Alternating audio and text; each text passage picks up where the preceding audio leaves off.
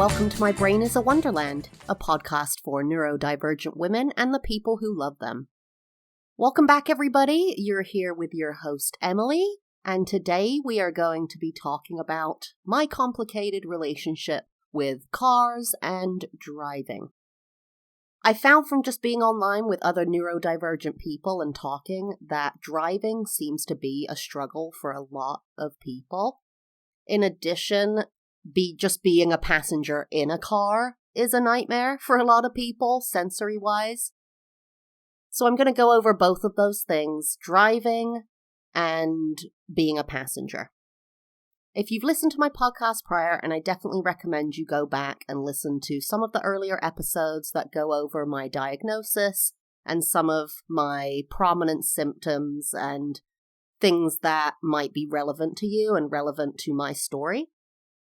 But I grew up in London, England. I was raised by a single mom in quite a small family. A lot of people were estranged from each other or had tenuous relationships, and we all lived in London.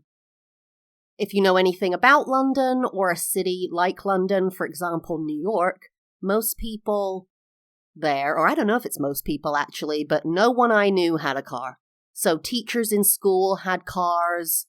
Some of my friends' parents had cars, but we didn't have a car. No one in my family had ever had a car, and no one in my family knew how to drive. So I didn't know how to drive. My mom never drove a car. My grandparents didn't. I don't think my dad did either. He died when I was 4 years old, so I'm not exactly sure, but I don't think anyone did. It's the public transportation system in London is the biggest in the world. So there's so many buses and trains that you can take. Not to say I didn't have sensory issues on those forms of transportation, but I didn't have to engage with cars almost ever. Maybe a taxi every once in a while or a friend's car.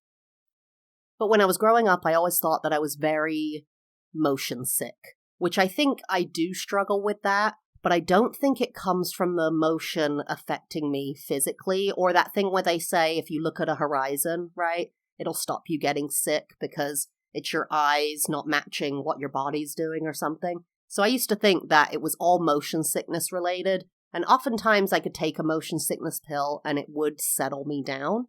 But there would be times where a motion sickness pill wouldn't work. My sickness would override and I would still vomit, and it would happen constantly. We did go on a trip when I was in elementary school to the north of England, to Blackpool, with my mom, my cousin, and his girlfriend. She had a car, so we drove in that car, and I'll never forget it. I remember it so vividly. We pulled up to a gas station, petrol station, and they're filling up the car, and I'd never been to a gas station, right? We didn't own a car, so we didn't ever go to one, so I never smelled the smell of gas. So they're filling up the car, and the smell is just filling up the car as well. Even now, I get my husband to close the door when he's filling up the car with gas because I just cannot stand the smell. And I remember we're pulling away, and I felt so sick from this smell. And it wasn't too long after I was saying, oh, I'm sick, I feel sick, and I threw up everywhere. Just vomited all over the inside of this car. It was absolutely hilarious. My family didn't have anything to clean it up with except some cat toys in the car. So we pulled off the freeway. They're trying to clear my vomit out of the car with a tiny catnip toy, I'm changing my clothes in the back with my bare butt in the window. And then a cop pulls up and says, hey, what are you doing? Can I help? So embarrassing all round. And it's always this kind of situation where we've got to pull over and I'm vomiting. Always. It's just been constant and annoying my entire life. And now that I live in the US, so I've lived in America for 14, 15 years, and I first lived in California where there was lots of public transportation. Then I moved to Florida, lived in Oregon, and then back to Florida. Oregon had some public transportation, but still wasn't as good as California and England. And I've just had to very much get used to being in a car, or tried to get used to being in a car, and I just have not been able to until recently. So what used to happen when I'd be a passenger in a car is I'd get in the car and it'd be a mixture of, everything flying by the window, right? So when you whiz by something and you just see it's like duh, duh, duh, duh, right by your eye, right? That is like sensory hell to me. Then if someone has the radio on, so when me and my husband drive, he knows the radio does not go on ever. He will sometimes, if it's a long drive, about an hour or two in, if I seem okay, he'll ask me, is it okay if I put on an audiobook or turn some music up a bit? Because he's driving and wants to, stay awake and is bored and all that stuff. But I generally, we don't. I'll get into the car if he picks me up from work and he has the loud radio on and I turn it down right away. Or he'll turn it down when I get in. He knows that's just what I need. So what would happen is, those would be whizzing by, the radio would be on, and then if anyone is talking, so if my husband was talking over that, or if there was someone in the back seat talking over that, it would send me spiraling. And what would happen is I would slowly get this really weird migraine that was painful in my temples, but then it would all of a sudden just become like no pain. It would be like pain, like it was building to something, and then go like silent with a ringing in my ears. It would be like pain, boop, and then I'd vomit immediately. That's what would happen every single time. It was like my brain was just going, can't take it, doop, vomit. And once I would vomit, I would usually be okay. It would be this kind of expression of that overwhelm. And this would happen constantly. And I would think that it was motion sickness completely before, but now I realize that it's sensory overload. So the thing that has actually helped me the most, other than the usual stuff, wearing comfortable clothing. I know that now if I'm driving, I cannot dress up for an event. It's just gotta be schlubby and you get me how you get me. Things like that. Eating light before I get in the car, not eating in the car, Not drinking a lot of water before because that's sloshing around. Always have my sunglasses on because if I don't have sunglasses, I'm just gonna die. It's just awful. So there's that, but the one thing that has really radically changed my life and my experience of riding in a car is loop earplugs. This isn't an ad. They have radically changed my life. I got them a couple of months ago and I wanted to try them on a plane, and I'll do an episode about planes too because they're another whole kind of hell for me. But I got them for a work trip. I was going on a plane and thought I'll try these out, and they just changed my life on that trip. So what I do is I put them in before I get in the car because you need them. I kind of like them to go in when I'm all silent and calm before it gets too much. I don't want to get to that point. So I put them in and I get in the car. I'm on the right side of my husband because he's driving. I'll often leave both of them in if we're just chilling in the car. If he's talking, I'll take out the one that faces him so I can hear him better, right? But I have done several 2 to 6 hour trips with these earplugs now, and they drown out everything. You know that sound? You can hear it in a plane and you hear it in a car too. A lot of people I think don't notice it. But it's that sound, that loud, sound of where the rubber meets the road, where other cars are driving, where the AC on the plane's going, whatever that is, it's gone. It's just gone. And you can still hear people talking, and you can still, I'll wear them on a plane. I forgot my noise-canceling headphones last time I was on a plane, so I wore the earplugs with normal headphones over the top of those. And that was amazing, because I could still hear everything through the headphones, but it drowned out that horrible sound. So if you haven't tried loop earplugs, I absolutely recommend them. They come in different sizes. I'll just warn you about this now. I'm quite small-boned, and I take the smallest size, like extra small or extra small or something. I have, they come in, the ones you get the pads with all the different sizes. The largest size is too small for my husband's ear. So we tried them on him and his ear absorbed the earplug. They don't fit. Look into that if you can return them if they don't fit, things like that. But they have radically changed my life. So that's been my experience with being a passenger, okay? Wasn't used to it as a child, teen, growing up. Didn't know what it was like. Just didn't have any perspective on it. And whenever I would do it, it was just hell. And I have a feeling it wasn't getting used to it. That's not going to help. It just is what it is. I'm thankful I didn't have to be exposed to a bunch of cars, driving in cars when I was growing up, because being on a bus was bad enough. Sometimes that would really send me over the edge. That was my experience with being a passenger. With regards to driving, like I said, I never drove. My parents never drove. No one in my family drove a car. So when I applied for college and I lived in London, I was wanting to do at the time a degree in the digital arts. And this would have been back in 2003, maybe. So this was kind of new back then. And this class was in the north of England. And we realized that I was going to take a gap year anyway between high school and college. But we realized that it would be better for me to take that gap year to work, save up money for driving lessons so I could get my lessons, and then buy a car, because the college was in a small village, nothing was close by, my family nothing was close by, so I would just have to have a car.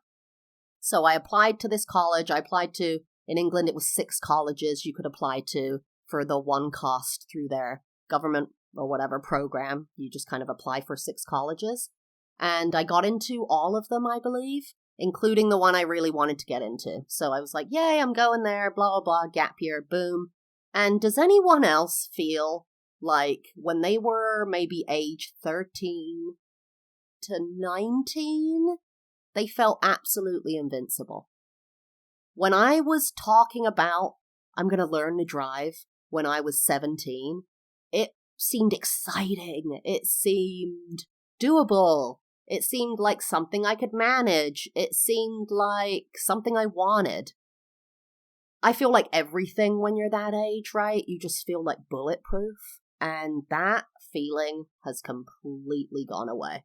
Just completely dropped away. Because what happened is, because that program was so new, it was in the digital arts in the early 2000s, there weren't enough applicants that year for the program to go ahead. So I got a letter saying, not an email because it was 2002, I got a letter saying, we're pulling this program for this year, you cannot attend, but you can go to any college that you were admitted to on that list of 6. They'll just let you in. They'll just find a space for you. So I picked a different college. It was in Brighton, which is a lot closer to London, and had buses and trains that go to and from London. So then I decided that year, instead, I would work still and save up money, but I was going to travel. So I ended up going to live in Shanghai for like 3 or 4 months that year, and I'll do an episode about that because that was nuts.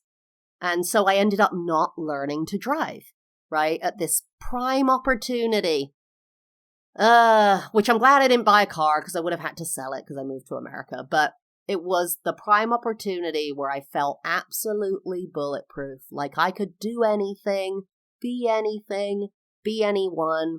And I didn't do it because I think that I was going to feel that way forever.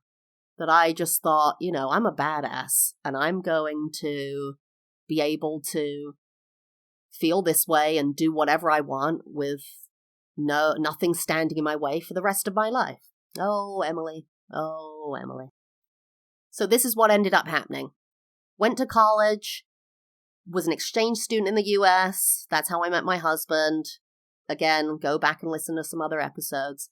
And when I got to the US permanently 14 years ago, we were living in California, so didn't really need a car.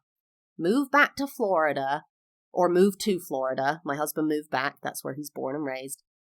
In North Florida, and it was a nightmare. I mean, I resisted driving we were there for 5 years. I resisted it for about 4.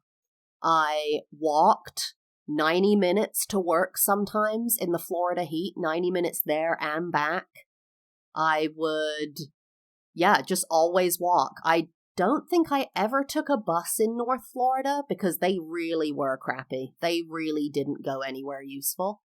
But for 4 years, people would bring it up, right? My in-laws, people around me. So why don't you? Don't you think you should? I mean, what is it? Why aren't you? And I didn't know how to say. I wasn't diagnosed at the time, and I think if I was, I would have had more ammunition and known myself better. But I didn't know how to say, it's absolutely terrifying. and I don't know if I can do it.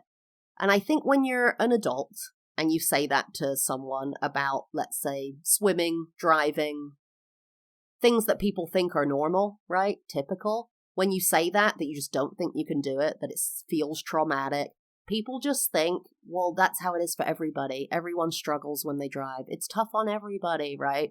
And I just didn't have the words to communicate how horrible I felt like it was going to be. So we were there for about 4 years, and eventually, I knew I had to learn eventually living in America. I just knew I had to. And so my husband started teaching me to drive. Spoiler alert, didn't go well. Did go well because I did learn to drive. Didn't go well because it was probably hell for the two of us. I was so wound up and anxious and vibrating on another level the entire time. I mean, the first time we just went to a huge parking lot with no one there, and just letting my foot off the brake was an absolute ordeal. It was like, the Austin Powers movie where the guy gets run over by a steamroller from really far away. And he's going, no, no. And it's really far away and going really slowly. And they're going, get out of the way. That's what it was like for me. I was Austin Powers screaming, get out of the way, in a car rolling about 2 miles an hour towards a curb, like a sidewalk. It was insane. And my husband, bless him, he tries to be patient, but, we didn't know what we were dealing with back then. Neither of us knew why I was such a basket case. We just didn't know. And he looks at me as very capable, because I am, and thinks highly of me, which I love, and wants to see me do well, and knows I can do well. So I think to him, too, it was frustrating why I was just panicking and freaking out so much. He was like, you can do this. So this took months, right? It took months of going out together and arguing and just being panicked the entire time. I got ready for my driver's test. I did the written one, which was horrible, let me tell you.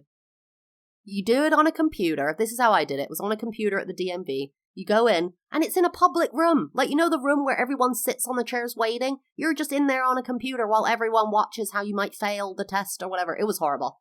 And I remember they asked me a question about the windscreen of the car, and I didn't know if they were talking about the front of the car or the back of the car. I mean, it's things like that, because I didn't grow up in a car. You could say certain things, and I'm like, wait, where is that on a car? I think I got that one wrong. I'm not sure. But I passed that one. So I passed the written test, and then I had to go and do my driving test.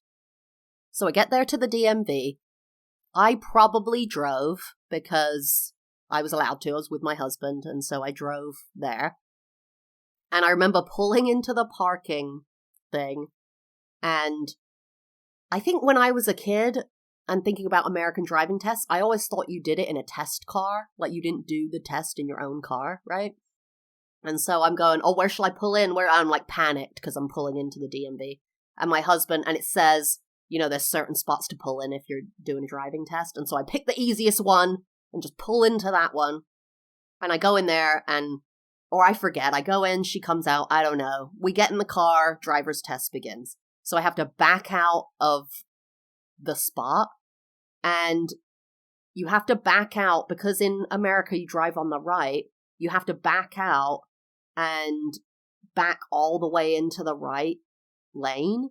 And I kind of backed out into the left lane and was head on with traffic kind of thing, and then had to adjust real quick. So I'm in the parking lot, and we pull out of the parking lot because you have to cross a 2-lane road to get to their testing parking lot. So we cross the 2-lane road. I pull into the wrong turn lane. Bleh. We pull in, and it's this little parking thing with like a little road that you go on. And she tells me, hit 30, do this, do that. I've got to hit 30 and then slow down and take a corner. And I swear to God, it's like, as I go around the corner. And she's like, okay, stop. Yeah, stop.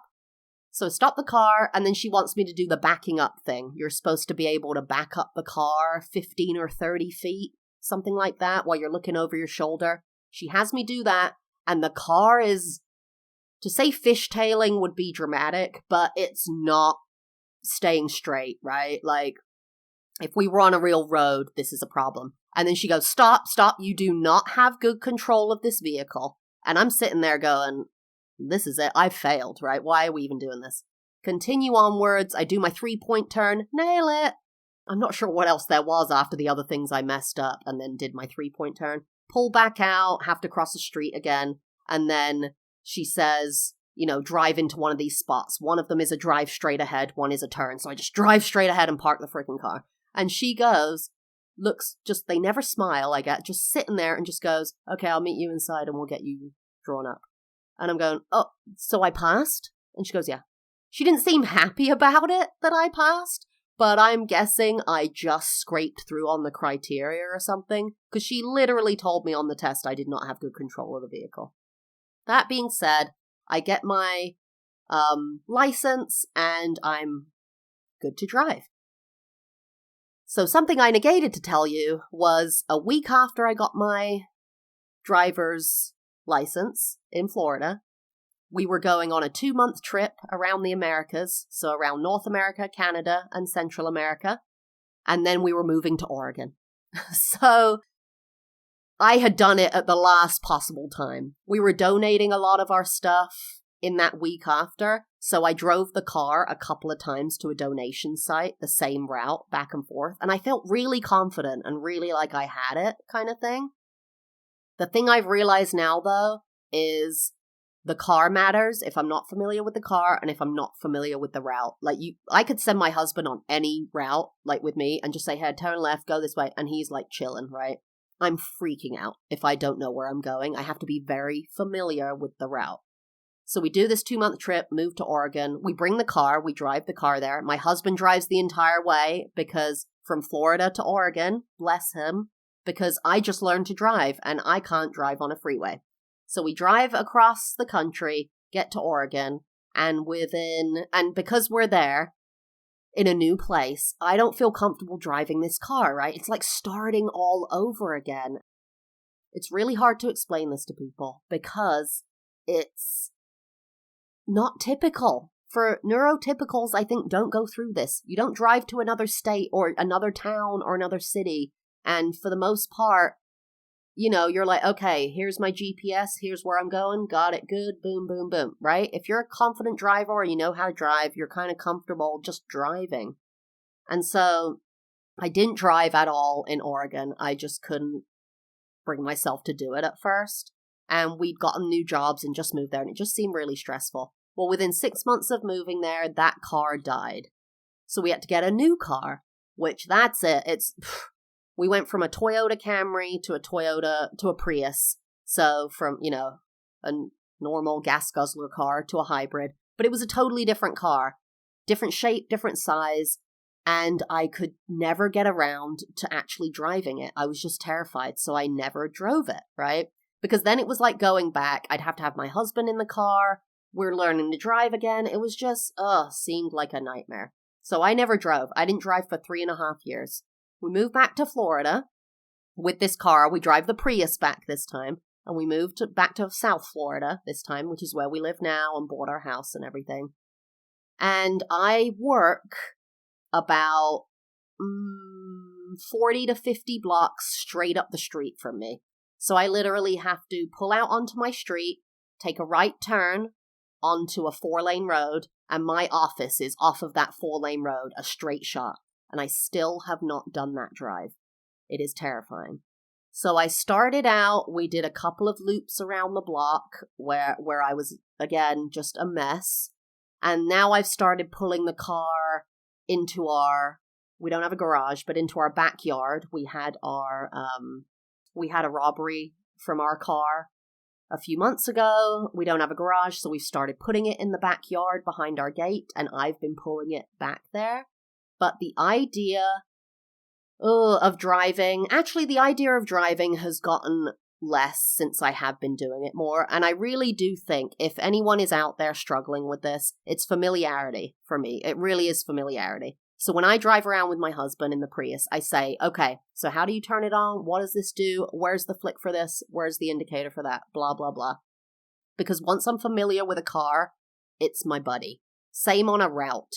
I couldn't just, like I said, we're going there and go there. I've got to do that trip a bunch of times as a passenger, clock it in my mind where we're going. Right turn here, left turn at that light. Okay. And then I could probably do it slowly on a morning where there's no one around and do that a couple of times. So I am slowly working up to that again and really struggling still.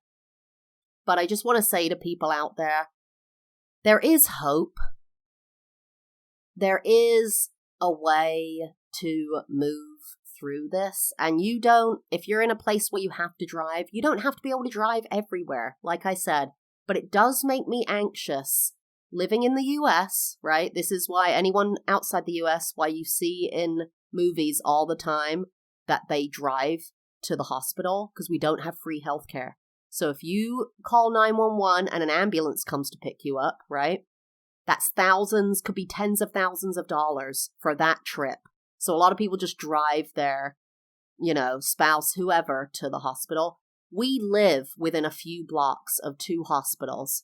And if my husband had anything happen to him, what would I do?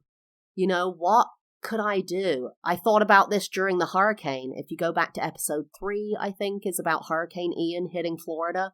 What if my husband got injured and we had to escape really quickly in the car? And my husband had an injured arm or leg? What if he couldn't drive? These are important things. One of my last episodes was about getting pregnant and having a baby. What if I'm home alone with the baby and they have an emergency and we need to drive to the hospital and I cannot do that? It's these things that make me scared not to be able to drive. So for me and my family, I've decided that it's something I do want to do and must do for my sanity and my family's safety and security. But if you're freaking out about it, do what I'm saying. Get more familiar with the routes. Look at maps. Do the street view of the map. I do that all the time on Google, so you can see what kind of road it is. Does it pull out onto a 4-lane, onto a 2-lane? Is there a stop sign? Is there a light? All this kind of stuff. Is there a bump there? And I know it might sound like a lot to people, but it's what I need to feel safe and secure, so I'm happy to do it because that's what it does. So if you think that would help you, I really recommend it. As a passenger, I recommend getting the loop earplugs. I don't recommend it for driving because you should be really aware of your surroundings when you're driving. And I think it's also really important to be able to distinguish the difference between motion sickness and sensory overload. Because for years, I thought it was only motion sickness and couldn't understand why I couldn't get it to stop, or if I did this, why did it still come up? And it's because it was sensory overload of the physical, the mental, the emotional, the sound, the light, everything. So think about that. Think about things you can do. If you get motion sick a lot, think about maybe it's not motion sickness, okay? I hope that has helped you guys out there because I know driving can be just an absolute palaver. So I hope that has helped you to kind of gain some perspective on what it's like for me and other people out there. And I hope you get some hope from this, that you feel like it can be done. And remember when you were 13 to, 19, that teenage time where you're given the independence before you realize what the world is really like. Remember, you were bulletproof. You were bulletproof, and you still are. You can do whatever you decide you want to do. You just have to adjust. But I'm telling you, if you want to do it, you can, and you will. If you want to reach out to me and discuss this or talk about, just share what you're going through, reach out to me. on My Brain is a Wonderland Pod on TikTok and Instagram and Gmail. And I'll see you next time. I hope you have a great rest of your day. Bye-bye.